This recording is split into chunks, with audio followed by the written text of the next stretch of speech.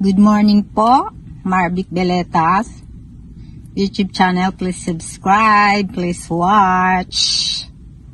Meron na naman po tayong topic ngayong araw na ito. Tungkol po sa isang nagpatawa sa akin na ang trabaho daw po ng kaibigan niya ay sa bundok. Yung mga nagtatabas po ng mga kahoy-kahoy o yung naglilinis sa bundok, ganun po ang gawain nila. Kaya po minsan, hindi natin maiwasan mayroon pong mga engkanto sa bundok. At ito po ay naranasan ng nagpatawa sa akin.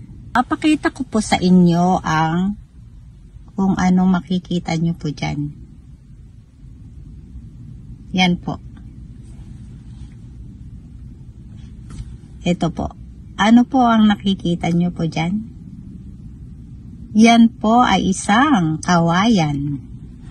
Di ba po marami pong kawayan sa bundok? Kaya kahit po pala kawayan, tignan nyo po may mga mukha. May mga mukha rin po pala ang mga kawayan. Ano po? Kasi dito ko lang po ito nakita sa tawas eh. Kaya pala, minsan marami nangyayari.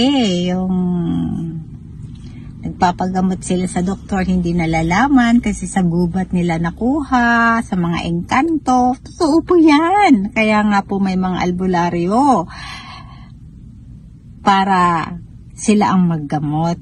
Yan po ang dahilan. At totoo po yan, lalo na po yung mga namamaga mga paa, may mga butlig-butlig. Dito po marami na po akong nagamot na ganyan. Kaya maniwala po kayo. Napaka-amazing po ito. Itong kawayan na ito. Kasi po meron po siyang mukha. Oh. Ayan po. Nakikita nyo po. May mukha po ang kawayan. So mag-ingat po tayo. Magtabi-tabi po kayo kahit saan po kayo pumunta. Yan lang po. Salamat po.